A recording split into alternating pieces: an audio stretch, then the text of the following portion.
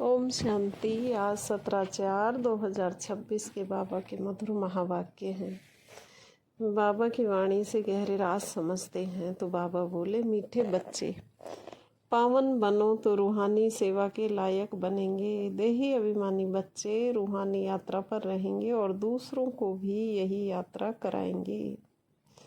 पावन बनो तो रोल से, ड्रामा से, समझ के साथ बिल्कुल अलग होना है, यही है पावन बनना। तो बाबा कहते रूहानी सेवा के लायक बनेंगे तो सम दृष्टि से सबको देख सकेंगे, रूहों की सेवा कर सकेंगे। देही अभिमानी बच्चे रूहानी यात्रा पर रहेंगे और दूसरों को भी यही यात्रा कराएंगे यानी कि उनको उनके सत्य में देखेंगे। प्रश्न है, संगम पर तुम बच्चे जो कमाई करते हो यही सच्ची कमाई है, कैसे? तो उत्तर है, अभी की जो कमाई है वह 21 जन्म तक चलती है। इसका कभी भी दिवाला नहीं निकलता। ज्ञान सुनना और सुनाना, याद करना और कराना, यही है सच्ची कमाई। सत्य ज्ञान सुनना और सुनाना, याद करना और कराना, यही है सच्ची कमाई। जो सच्चा बाप ही तुम्हें सिखलाता है, ये सच्चा ज्ञान आकर के हमें सिखलाता है। ऐसी कमाई सारे कल्प में कोई भी कर ना सके। दूसरी कोई भी कमाई साथ नहीं चलती, यहाँ की यहाँ ही रह जाती है। ये सत्य कमाई है, हमारे सत्य संस्कार, स्व के सत्य संस्कार, यही तो साथ जाते हैं ना। गीत है, हमें उन राहों पर चलना है जहाँ गिरना और संभलना है। गिरना रोल में आदत पड़ी हुई है ना, जो मन को रोल में गिरना, संभलना अपने सत्य में। भक्ति मार्ग में तो बच्चों ने, ओम शांति, भक्ति मार्ग में तो बच्चों ने बहुत ठोकरें खाई हुई हैं। भक्ति मार्ग में बहुत ही भावना से यात्रा करने जाते हैं। रामायण आदि सुनते हैं, ऐसे प्रेम से बैठ कहानियाँ सुनते हैं जो रोना भी आ जाता है। हमारे भगवान की सीता भगवती को रावण डाकू ले गया, फिर सुनने समय बैठ रोते हैं। यह है सब दंत कथाएं। अब वो रावण कौन है वो समझना है। ये रोचक कहानियाँ सुन कर के और भी ज़्यादा भावनाओं में बहते गए और सत्य पर और भी पर्दा लगते गए। तो बाबा कहते हैं, फिर सुनने समय बैठ रोते हैं। यह है सब दंत कथाएं, जिससे फायदा कुछ भी नहीं। पुकारते भी हैं, हे पतित पावन आओ, आकर हम दुखी आत्माओं को सुखी बनाओ। किसको पुकारते हैं? अपने ही परम सत्य को। उसी से तो मन अलग हुआ है ना, अपनी चीज को पुकारते हैं। यह नहीं समझते कि आत्मा दुखी होती है, क्योंकि वह तो आत्मा को निर्लेप कह देते हैं। समझते आत्मा सुख दुख से न्यारी है, वह तो निर्लेप कह देते हैं। तो ये झूठा लेप छेप अपने ऊपर ले लेती है आत्मा, जबरदस्ती वाला, इसके अंदर नहीं जाता। यह क्यों कहते हैं? क्योंकि समझते हैं परमात्मा सुख दुख से न्यारा है, तो बच्चे भी फिर सुख दुख में कैसे आएंगे। तो यहाँ बाबा ने बोला, बाबा कहते हैं आत्मा दुखी होती है क्योंकि वह तो आत्मा को निर्लेप कह देते हैं। समझते हैं आत्मा सुख दुख से न्यारी है। यह क्यों कहते हैं? क्योंकि समझते हैं परमात्मा सुख दुख से न्यारा है, इसीलिए आत्मा को भी कहते हैं कि वो सुख दुख से न्यारी है। तो बच्चे फिर सुख दुख में कैसे आएंगे? इन सब बातों को अब बच्चों ने समझा है। कैसे आते? अज्ञानता के कारण ले लेते हैं दुख अपने ऊपर जबरदस्ती का। तो इस ज्ञान मार्ग में भी कभी ग्रहचारी बैठती है। ज्ञान होते हुए भी मन ड्रामा के अंदर चला जाता, रोल के अंदर। यही है ग्रहचारी बैठना। कभी कुछ होता है, कभी प्रफुल्लित रहते, कभी मुरझाया हुआ चेहरा रहता है। यह होती है माया से लड़ाई, माया पर ही जीत पानी है। मुरझाया चेहरा रोल में फंस कर होता है, संकल्पों की दुनिया में चले जाते हैं, इच्छा कामनाओं में फंस जाते हैं, तब होता है। जब बेहोश होते हैं तब संजीवनी बूटी दी जाती है, तो फिर बताया जाता है कि तुम ये नहीं ये हो। मन मना भव, मन ही मन मुझे याद करो, अपने सत्य को या तो ज्ञान को उस समय याद करो जब आप मुरझाए हुए हो, मूर्छित अवस्था में हो, तो ज्ञान कि मैं ये नहीं हूँ जो मुरझाया हुआ है। तो बाबा कहते हैं भक्ति मार्ग में चटा बहुत है। देवताओं की मूर्तियों को कितना श्रृंगारते हैं, सच्चे जेवर पहनाते हैं। वह जेवर तो ठाकुर की प्रॉपर्टी हुई, ठाकुर की प्रॉपर्टी सो पुजारी व ट्रस्टी की हो जाती है। तुम बच्चे जानते हो कि हम चैतन्य में बहुत हीरे जवाहरों से सजे हुए थे। तो जो वो वहाँ देवताओं की मूर्तियों को जेवर पहनाते हैं, तो वो ठाकुर की प्रॉपर्टी हुई ना, देवताओं की। अब ठाकुर की प्रॉपर्टी सो पुजारी व ट्रस्टी की हो जाती है। पुजारी क्या है? मन बनता है ना, ट्रस्टी भी मन बनता है फिर, है ना। जब इसे ज्ञान मिलता है, पुजारी से ट्रस्टी बन जाता है, तो फिर इसकी हो जाती है वो ठाकुर की प्रॉपर्टी। तो बाबा कहते हैं तुम बच्चे जानते हो कि हम चैतन्य में बहुत हीरे जवाहरों से सजे हुए थे। फिर जब पुजारी बनते हैं तो भी बहुत जेवर पहनते हैं। अब कुछ भी नहीं है, चैतन्य रूप में भी पहने, फिर जड़ रूप में भी पहने। अब नो जेवर, जड़ रूप में भी पहने, चैतन्य में भी पहने, अब कोई जेवर ही नहीं है। तो चैतन्य में कौन से ज्ञान गुणों के जेवर पहने? बिल्कुल साधारण है, अब कोई जेवर नहीं, क्योंकि अब ये मन ड्रामा से बाहर है, तो अपने स्वधर्म में टिका है। तो बाबा कहते हैं बिल्कुल साधारण है। बाप कहते हैं मैं साधारण तन में आता हूँ, कोई राजाई आदि की ठाट बाट नहीं है। सन्यासियों के भी बहुत ठाट बाट होते हैं। तो यहाँ तो मन है ना, ये जो बाहरी ठाट बाट है उनसे बिल्कुल अलग हो जाता है। अभी तुम समझ गए हो बरोबर सत्युग में कैसे हम आत्माएं पवित्र थी, शरीर भी हमारे पवित्र थे, हम स्वधर्म में टिके हुए थे। तो बाहर का सारा मटेरियल का हो, फर्नीचर का हो, तो हमें सतो प्रधान ही मिला था, क्योंकि ये हमारी स्थिति से कनेक्ट है सब कुछ। तो बाबा कहते हैं शरीर भी हमारे पवित्र थे, उन्हों का श्रृंगार भी बहुत अच्छा रहता है। कोई खूबसूरत होते हैं तो उनको श्रृंगार का भी शौक रहता है। तुम भी खूबसूरत थे तो बहुत अच्छे अच्छे जेवर पहनते थे। खूबसूरत कैसे थे? स्वधर्म में टिक जाता है ना मन, तो खूबसूरत हो जाता है। तो अच्छे अच्छे जेवर कौन से? ज्ञान गुणों के, हीरों के बड़े हार आदि पहनते थे। यहाँ हर चीज सांवरी है। देखो गौएं भी सांवरी होती गई है। बाबा जब श्रीनाथ द्वारे गया था तो बहुत अच्छी गौएं थी। श्रीनाथ श्रेष्ठ स्थिति में गया था, तो गौएं अन्य मन बहुत अच्छी थी। तो बाबा कहते हैं श्री कृष्ण की गायें बहुत अच्छी दिखाते हैं। यहाँ तो देखो कोई कैसे कोई कैसे हैं। श्री कृष्ण की गायें तो उसी के जैसी होंगी ना, बहुत ही सुंदर।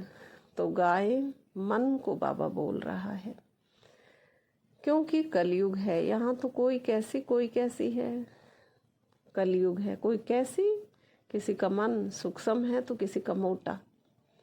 तो बाबा कहते हैं ऐसी गौएं वहाँ होती नहीं। तुम बच्चे विश्व के मालिक बनते हो, तुम्हारी सजावट भी वहाँ ऐसी सुंदर रहती है। विचार करो, गायें तो जरूर होनी चाहिए। वहाँ की गौओं का गोबर भी कैसा होता होगा, कितनी ताकत होगी। जमीन को खाद चाहिए ना, खाद डाली जाती है तो अच्छा अनाज पैदा होता है, वहाँ सब चीज़ें अच्छी ताकत वाली होती हैं। यहाँ तो कोई चीज़ में ताकत नहीं है, हर एक चीज़ बिल्कुल ही पावरलेस हो गई, क्योंकि मन पावरलेस हो गया ना। बच्चियाँ सूक्ष्म वतन में जाती थी, कितने अच्छे अच्छे बड़े फल खाती थी, सूबी रस आदि पीती थी। सूबी रस, सब रस, सूक्ष्म वतन, ये मेरी सूक्ष्म स्थिति, मन का सूक्ष्मता में चले जाना, ज्ञान की एडवांस में चले जाना, यही है सूक्ष्म वतन। तन से परे की राज खुल जाना। बाबा कहते हैं ये सब साक्षात्कार कराते थे। माली वहाँ कैसे फल आदि काट कर देते हैं, सूक्ष्म वतन में तो फल आदि हो ना सके। यह तन से परे की बात है ना, सूक्ष्म वतन, तो क्या फल होंगे? फल वो अंदर के निकलते हैं, ज्ञान गुण और शक्तियाँ। ये साक्षात्कार होता है। वैकुंठ तो फिर भी यहाँ होगा ना। मनुष्य समझते हैं वैकुंठ कोई ऊपर में है, वैकुंठ न सूक्ष्म वतन। बाबा कहते हैं वैकुंठ न सूक्ष्म वतन में न मूल वतन में होता है, यहाँ ही होता है। यहाँ ही होता है मतलब इस समय अभी संगम पर मन वैकुंठ निवासी बन जाते हैं। कोई कुंठा नहीं, कोई इच्छा नहीं, कोई कामना नहीं, अपने सत्य स्वधर्म में स्थित हो जाते हैं। तो यही है वैकुंठ। इसीलिए बाबा ने कहा यहाँ होता है। यहाँ जो बच्चियाँ साक्षात्कार करती हैं वह फिर इन आँखों से देखेंगे। जो भी साक्षात्कार अब कैसे करते हैं, मन के लिए बाबा बच्चे बोल रहा, बच्ची बोल रहा है, तो साक्षात जिस स्थिति में अभी वो मन टिके हुए हैं ना, वो बाबा कहते हैं नेचुरल फिर आगे देखेंगे। तो बाबा कहते हैं इन आँखों से देखेंगे, जैसी पोजीशन ऐसी सामग्री भी रहती है। जैसी पोजीशन वाला मन, स्थिति वाला, वैसी उसको सामग्री मिलती है। राजाओं के महल देखो कैसे अच्छे अच्छे होते हैं। जयपुर में बहुत अच्छे अच्छे महल बने हुए हैं। सिर्फ महल देखने लिए मनुष्य जाते हैं तो भी टिकट रहती है। खास वह महल देखने के लिए रखते हैं, अभी तो जो भी है। तो बाबा कहते हैं खुद फिर और महलों में रहते हैं, वो महल सिर्फ देखने के लिए। तो अब ये बाबा क्या बोल रहा है कि वो राजाओं का राजवंश जो था चला आया, वो तो जन्म लेते लेते कहीं और चला गया ना। अब वो महल सिर्फ देखने के लिए रख दिए गए, तो वो किसी और ही महल में रहते हैं। तो ऐसे ही बाबा बोल रहा, जो तुम्हारे महल जो शरीर थे, जो हनुमान गणेश लक्ष्मी नारायण ये सब दिखाते हैं ना, वो सिर्फ देखने के लिए है। आप तो किसी और ही महल में रहते हैं। कौन से में? इस साधारण अभी इस तन में रहते हैं, है ना। या महल वो हैं हमारी सत्य स्थिति, उसमें अब ये मन रहता है। इसी शरीर को लेकर के वो मन समझता है सारी गाथा। तो इसलिए बाबा कहते आप और शरीर में रहते हैं। सो भी अभी कलयुग में, अब ये बिल्कुल क्लियर कर दिया बाबा ने, सो भी अभी कलयुग में। यह है ही पतित दुनिया। कोई अपने को पतित समझते थोड़े ही हैं। तुम अभी समझते हो, हम तो पतित थे। तो बाबा कहते हैं कोई काम के नहीं थे, फिर हम गोरा बनेंगे। वह दुनिया ही फर्स्ट क्लास होगी। यहाँ भल अमेरिका आदि में फर्स्ट क्लास महल हैं, परंतु वहाँ की भेंट में यह तो कुछ भी नहीं है, क्योंकि यह तो अल्पकाल का सुख देने वाले हैं। वहाँ तो फर्स्ट क्लास महल होते हैं, फर्स्ट क्लास गायें होती हैं, वहाँ ग्वाले भी होते हैं। गाय फर्स्ट क्लास होती हैं, ग्वाले भी होते हैं। तो बाबा कहते हैं तो गाय है मन, ग्वाला है ज्ञान। श्री कृष्ण को ग्वाला कहते हैं ना। यहाँ जो गऊओं को संभालने वाले हैं वह कहते हैं हम गुज्जर ग्वाले हैं। श्री कृष्ण के वंशावली हैं, वास्तव में श्री कृष्ण के वंशावली नहीं कहेंगे, श्री कृष्ण की राजधानी के कहेंगे। तो बाबा कहते हैं साहूकारों के पास गायें होंगी तो गुजर संभालने वाले भी होंगे। यह गुजर नाम सतयुग का है, कल की बात है। कल हम आदि सनातन देवी देवता धर्म के थे, फिर पतित बने हैं। आदि सनातन सत्य सनातन दिव्यता वाले थे, फिर पतित बने, रौल में फंसे तो अपने को हिंदू कहला देते हैं। हीन द्वैत में फंस गए, हिंदू हीन दू द्वैत वाले। पूछो तुम आदि सनातन देवी देवता धर्म के हो व हिंदू धर्म के हो। आजकल सब हिंदू लिख देते हैं। हिंदू धर्म किसने स्थापन किया, देवी देवता धर्म किसने स्थापन किया, यह भी कोई नहीं जानते। बाबा यह प्रश्न पूछते हैं, बताओ आदि सनातन देवी देवता धर्म किसने स्थापन किया। शिव बाबा ब्रह्मा द्वारा कर रहे हैं। शिव बाबा इस ज्ञान के द्वारा सत्य की स्थापना कर रहे हैं। तो बाबा कहते हैं राम व शिव बाबा की सिरमत पर, राम कहो व शिव कहो, उनकी सिरमत पर। तो राम यहाँ बाबा ज्ञान को बोल रहा है, राम और शिव बाबा की सिरमत पर आदि सनातन देवी देवता धर्म स्थापन हुआ। फिर रावण राज्य होता है, विकारों में जाते हैं, भक्ति मार्ग शुरू हो जाता है, तब हिंदू कहलाने लगते हैं, हीन द्वैत वाले। अभी अपने को कोई देवता कह ना सके, दिव्यता वाले। रावण ने विशेष बनाया, बाप आकर वाइसलेस बनाते हैं। तुम ईश्वरीय मत से देवता बनते हो, वाइसलेस बनाते, इच्छा कामनाओं से परे ले जाते हैं। बाबा सत्य स्वधर्म में टिका देते हैं। तो बाबा कहते हैं बाप ही आकर तुम ब्राह्मणों को देवता बनाते हैं। सीढ़ी कैसे उतरते हैं ब्राह्मण? कौन है? ब्रह्मांड की नॉलेज को जानने वाले, ब्रह्मांड को अपने अंदर देखने वाले, यही है ब्राह्मण। ब्राह्मण से देवता मन अभी बनता है, दिव्यता आ जाती है, इसी को बोलते देवता। सीढ़ी कैसे उतरते हैं? यह तुम बच्चों की बुद्धि में नंबरवार बैठता है। बाबा कहते हैं तुम जानते हो और सभी मनुष्य आसुरी मत पर चल रहे हैं। तो सीढ़ी कैसे उतरते? नेचुरल। वहाँ तो कोई ज्ञान समझने की ज़रूरत ही नहीं है ना, क्योंकि वो तो गिरती कला नेचुरल होती है। लेकिन जब ये चढ़ती कला हो रही है ना, तो अब सीढ़ी चढ़ रहे हैं हम, ये समझना है।